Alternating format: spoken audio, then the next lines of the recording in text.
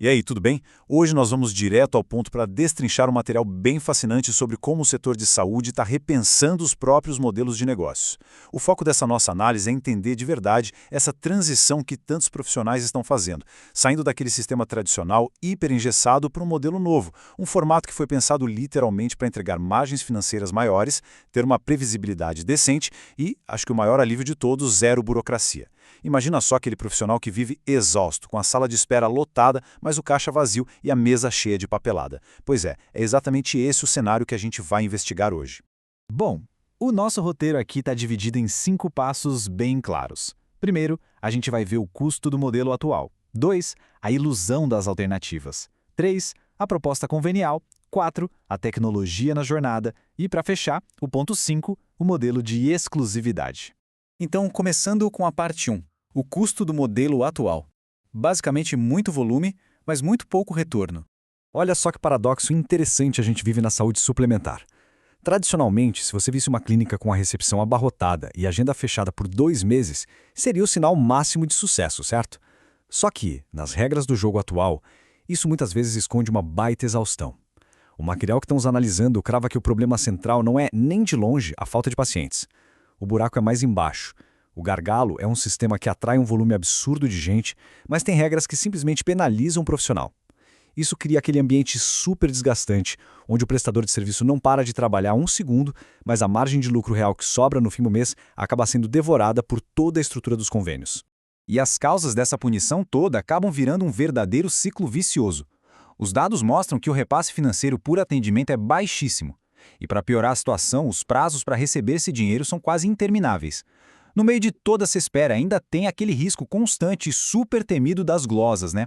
Que é quando as operadoras simplesmente recusam os pagamentos por causa de um erro mínimo de digitação ou codificação, o que transforma o fluxo de caixa de qualquer clínica num pesadelo absoluto. Junta isso a uma montanha de papelada, exigências administrativas que não acabam mais e a perda total de autonomia na hora de cobrar pelo próprio trabalho. O resultado prático é que se trabalha cada vez mais horas para receber cada vez menos. Avançando aqui para a parte 2, a ilusão das alternativas. E vamos entender por que o marketing moderno acaba falhando tanto. Quando a gente dá uma olhada nas tábuas de salvação que as clínicas costumam tentar, a ineficiência fica bem clara. Pegue os cartões de desconto, por exemplo. Eles acabam usando o nome do profissional só para inflar a própria rede e vender mensalidades, mas trazem pouquíssimo volume real para a cadeira do consultório. Aí temos as redes sociais. Elas atraem um público gigantesco, claro, mas é um público que está ali buscando entretenimento, sem intenção nenhuma de compra naquele momento. E tentar rodar campanhas no Google Ads sozinho, sem ter um especialista técnico acompanhando? Bom, é quase rasgar dinheiro, porque o custo por clique está nas alturas e o gasto é constante sem garantia nenhuma de retorno. Ah, e os portais médicos geralmente viram um leilão super ingrato. Quem paga mais, aparece mais, criando uma verdadeira guerra de preços que só joga o valor da profissão lá para baixo. Essa frase do material de origem foi direto ao ponto. Resume perfeitamente o grande dilema de ter uma presença digital na saúde hoje em dia.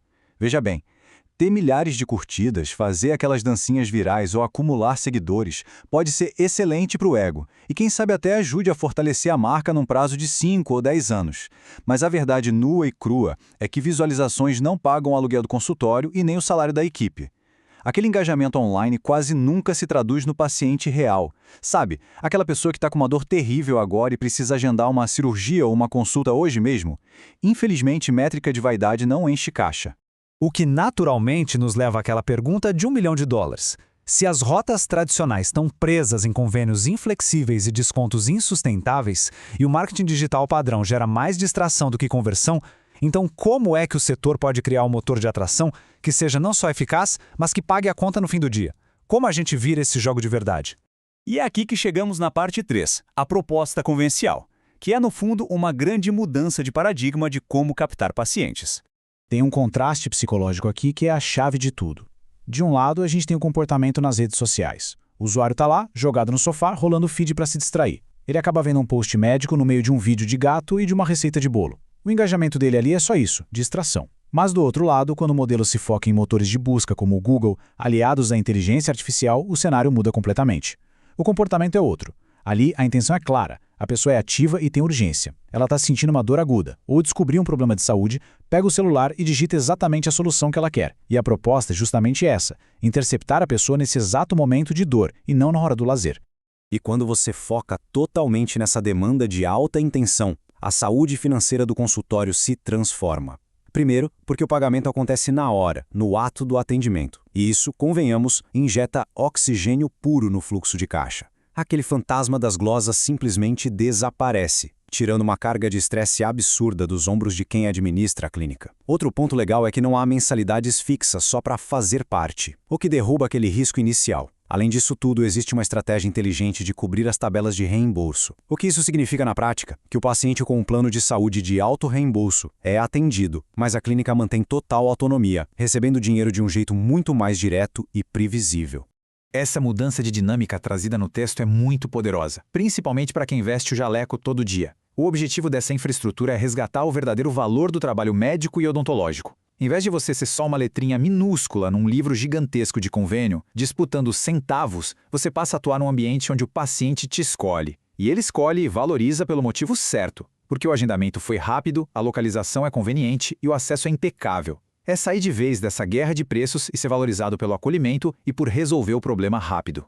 E um pilar essencial que o material faz questão de destacar: zero barreiras artificiais. Não existe isso de cobrar mensalidade de paciente ou empurrar assinatura só para criar aquela rede enorme de pessoas que têm a carteirinha, mas nunca marcam consulta. É tudo na base da interceptação direta. É o exato oposto daquele marketing de esperança, sabe? Onde a pessoa posta uma foto e reza para alguém querer agendar. Se o paciente não precisa do procedimento naquele minuto, ele simplesmente não entra na roda. É foco total em demanda real, problema real e tempo real.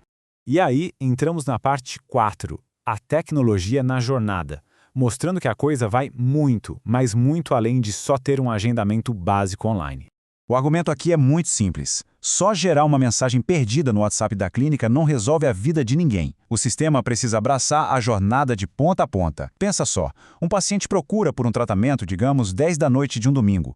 Imediatamente ele já é atendido e triado de forma automática pela plataforma, que já reserva o horário para terça-feira. Na segunda e na própria terça, o sistema envia aqueles lembretes automáticos para garantir que o paciente não esqueça. E mais, 3 meses depois do procedimento, faz um novo contato para saber como ele está, puxando uma visita de retorno. É uma esteira redondinha, que funciona sozinha. É importante deixar claro que essa inteligência artificial não está ali só para fazer bonito em apresentação para investidor. A aplicação é 100% pragmática.